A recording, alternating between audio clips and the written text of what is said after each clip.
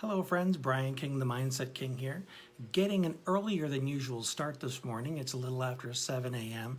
This is earlier for me. Usually I don't get started till around 9, but what I'm realizing here is for the purposes of self-care and being at my best, starting earlier is a much better deal for me. So focusing on mornings and making that the most productive part of my day is ideal because as you know, I have a lot of chronic challenges, one of the biggest of which is fatigue, and my fatigue usually kicks in around 12:30. Everybody else is having lunch and is gearing up for the day, and that's usually when I'm petering out. So I need to maximize that core time of the day. And the fact that I have my own business and the fact that I control my own time is a huge part of that, and something that I advocate for anybody that has that kind of quality control over their day, is to maximize those peak periods. Focus in on that period of the day. So that's tip one. Another tip I want to share is I had a mastermind call with my coach yesterday. And his name is Vincent Puglisi, and if you want the spelling, let me know. He's totally amazing and totally brilliant. And in the conversation with him and my colleagues, I realized that my focus wasn't sufficient in terms of the people that I serve. Just when I thought I was focused enough, because you always say, sometimes you think, yeah, I figured it out. I know where I need to give my attention. I know what I know. I know what I know. I know what I need to do now. And then you start taking action on it. You're not really getting the results you want. And then you realize, you know what? I could be even more focused than I am. Because the more focused you are, the greater the likelihood you're actually going to hit your target, right? And what I determined through this conversation with my coach and my colleagues is that, yes, I'm serving entrepreneurs, business people that have disabilities, chronic challenges, but that's millions of people. It's hard for people in that niche to identify whether they would be a good fit to work with me.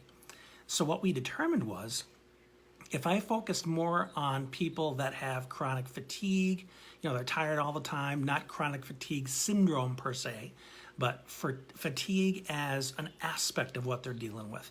In my case, with the MS, the fatigue is huge. And a second thing is chronic pain.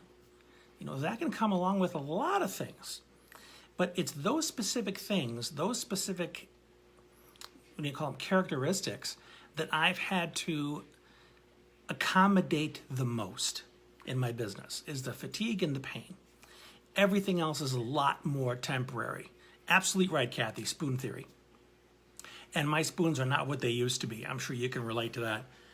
So focusing much more on helping people to build a business, a successful, sustainable business, while they're also juggling chronic pain or chronic fatigue, is where I'm going to be focusing primarily, because it helps me speak more specifically and strategically to people dealing with those illnesses instead of being too general. Make sense? Now, one last thing I want to give you as far as focus goes. And I can't remember why I started doing this, but it's been very effective. Is before I go to bed at night, when I'm laying in bed trying to quiet my mind down, my mind can be very chatty because of my ADHD and my desire to always be creating and connecting and doing things. But at some point you need to be able to sleep. So what I started doing is I started doing like a little, I don't know if you want to call it an affirmation, but what I started doing is going through, peeling the layer, the onion, so to speak, of all the things that I've kind of packed on for the day that I'm still holding on to. So I would say to myself quietly, I let go of the frustrations of today. And I would allow myself to feel it lifting off my body, like I was letting myself relax, as though I was letting go of this weight. And if it didn't feel like I quite released it, I'd say it a couple more times until I felt a little bit more relaxed. Then I move on to something else. I let go of the anxieties of today. I let go of the jealousy of today. I let go of the envy. And I just, whatever words I don't have a list, just whatever words pop into my head, what feels like it needs to be released. I let go of the anger of today.